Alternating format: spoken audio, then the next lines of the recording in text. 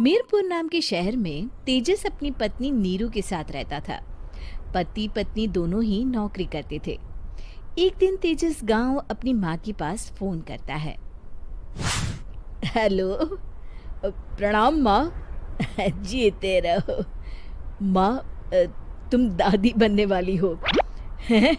अरे वाह, ठीक है बेटा, मैं कल ही आती हूँ। जब माँ जी शहर पहुंची तो बेटे बहू ने बहुत अच्छे से स्वागत किया। लीजिए माँ जी, चाय। अरे गर्मा गर्म पकोड़े ले आओ माँ के लिए। नीरू रसोई में गई और 2 मिनट में ही पकोड़े ले आई।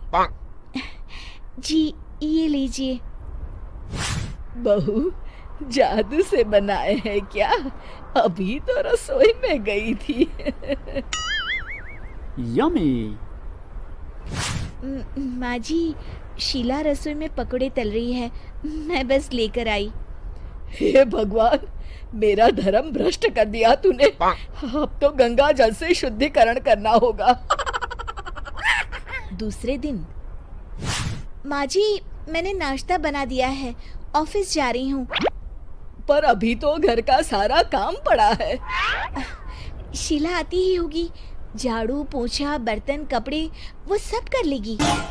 हमारे जमाने में घर का सारा काम हम ही करते थे।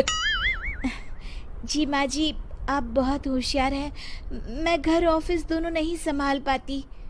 तो जरूरत क्या है घर से बाहर जाकर चाकरी करने की? वैसे भी घर का काम खुद करने से घर में बरकत आती है, समझी? पर माँ जी। पर वर कुछ नहीं, इस महीने की पगार मिले फिर ऑफिस बंद। हाँ। रात को नीरू तेजस से कहती है, सुनिए जी, माँ जी बोल रही थी कि मैं नौकरी छोड़ दूं। वैसे ठीक ही तो है, अभी तुम्हें आराम की जरूरत है। फिर भी आराम कहाँ, शीला को छुड़ाने के लिए बोल रही थी। तो अब 24 घंटे में इतना काम तो कर ही सकती हो। पर जॉब पसंद है मुझे, घर पर मन नहीं लगेगा। अगले दिन जब दोनों ऑफिस के लिए निकल रहे थे, मेरी तो कोई कीमत ही नहीं है इस घर में। माँ जी, आजकल महंगाई बहुत है, रहन सहन भी बदल गया है, दोनों नौकरी करते हैं तभी ठीक रहता है। अच्छा, तू कहना क्या चाहती है? मेरा बेटा तुझे बिठा के खिला नहीं सकता? तू ही इस घर का खर्च चला रही है, हैं? नहीं माँ जी, मेरा वो मतलब नहीं था। मतलब खूब समझती हूँ, ये बाल धूप में सफेद नहीं किए मैंने। हाँ। अब तो ये रोज का काम हो गया था। तेजस भी रोज की झिकझिक से परेशान हो गया था।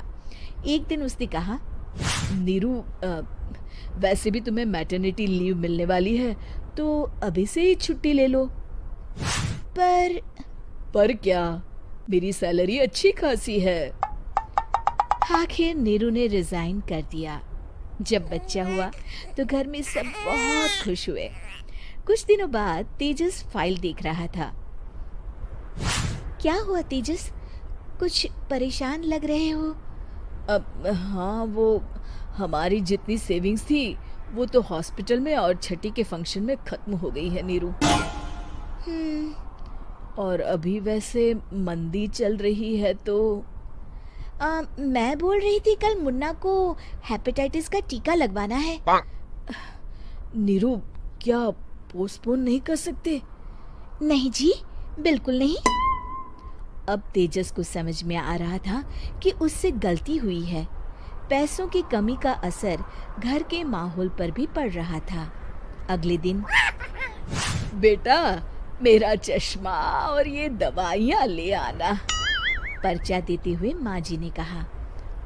जी। तेजस, मुन्ना के लिए दूध का डिब्बा और डायपर भी ले आना, और ये किराने के सामान की लिस्ट है, इसे भी लाना है। तेजस गुस्से में लिस्ट मरोड़कर फेंकता है और चिल्लाता है, पैसे क्या पेड़ पर उगते हैं? ये ले आना, वो ले आना। अरे पर ये जरूरत का सामान ही है। वो गुस्से में बिना कुछ कहे ऑफिस चला गया। अरे लंच तो ले जाइए। नीरू दौड़कर डिब्बा पकड़ाती है। एक दिन खाना खाने के बाद, नीरू, अब तो मुन्ना कुछ बड़ा हो गया, तो अब तुम वापस ज्वाइन कर लो ना जॉब।